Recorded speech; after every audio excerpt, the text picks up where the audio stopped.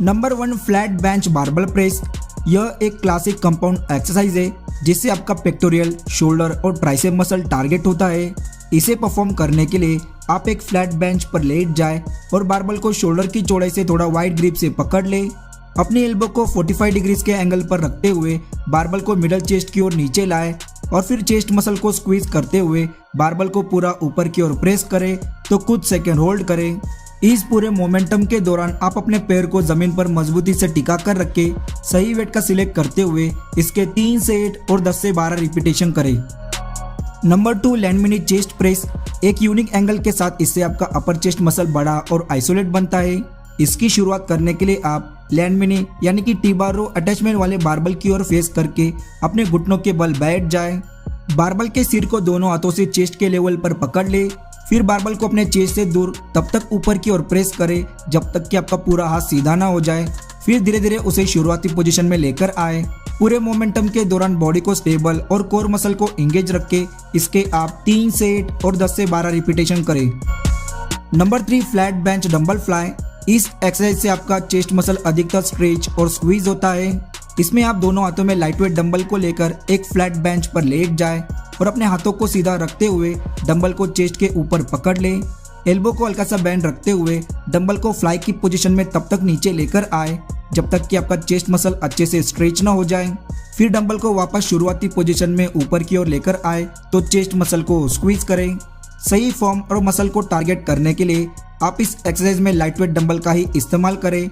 इसके आप 12 से 15 रिपीटेशन के 3 सेट करें। Number 4 dumbbell pull over.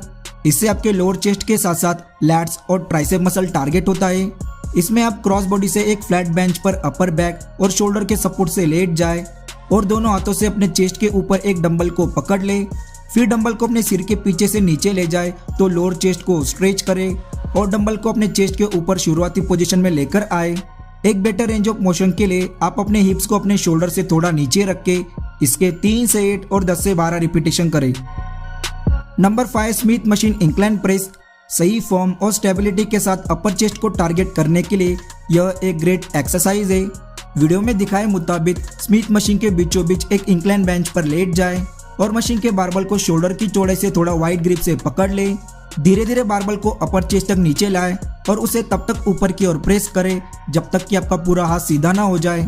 इसमें आप अपर चेस्ट को टारगेट करने के लिए बेंच को लगभग 30 से 45 डिग्री के इंक्लाइन पोजीशन में सेट करें।